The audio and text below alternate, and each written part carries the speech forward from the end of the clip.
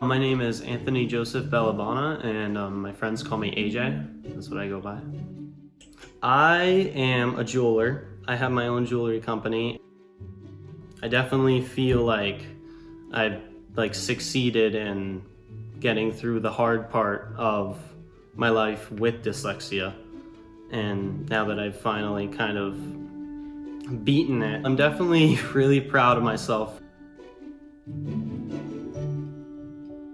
One of the last IEP meetings we had where AJ was up for a new evaluation, I remember reading it and feeling really discouraged, and the evaluator saying to me, "You have done a remarkable job because AJ is profoundly dyslexic and he's doing it. He's getting good grades and he's sort of this poster child for how we want the system to work." I try to keep my schoolwork first, and then I kind of see jewelry making as a reward in some sense because I really enjoy doing it, and it also gives me that boost of confidence knowing that the next day if I get my work done, I try just as hard, that I'll feel good about the day and then I can go make the jewelry. 5th grade was the first year of middle school for AJ, and that was the worst year. We were starting to really see signs that this was not working. He had the nervous tic. He had a really hard time sitting with the teacher for the reading lesson, and we knew we needed to really change something. So that was the first summer he went to Landmark. He took the woodshop class and loved it.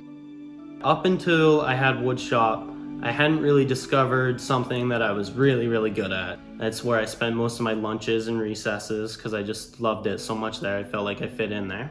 And then they did a unit with pewter. He wanted to make this pewter heart and give it to me for Valentine's Day. He carved the heart out of wood and made the mold and made the cast. And that's really how it started. Over that summer, I got connected with a jewelry instructor who then taught me the basics of how to make jewelry. And the next couple years, I got better and better at it. The last sort of piece of our puzzle was the torch. We really held off on the torch for a while. With 3 boys, a torch in the house was, we really had to get to a place where we said, okay, he knows he's wearing his safety goggles. We're okay with the torch. So in 8th grade, we finally let him, kind of complete the studio. It has really blossomed into something that I don't think, looking back at 12, I have this video of him, melting the pewter and talking me through it.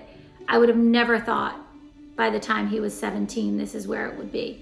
I mean, he designed a piece this past fall for Zach Brown Band for their charity event. I can't tell you how many fathers pulled up on Mother's Day to pick up jewelry from AJ.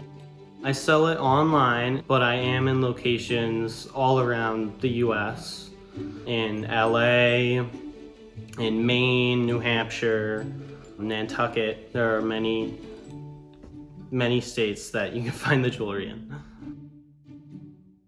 If I could go back to AJ when he was in 2nd grade and tell him that, listen, this is where you're gonna be when you're going into your senior year. You're gonna be on the varsity hockey team, you're gonna hold a US trademark, you're gonna have a website, you're gonna manufacture your pieces in Manhattan. I mean, he would not have believed that, and I don't think I would have believed it. But I think the key for parents is accepting that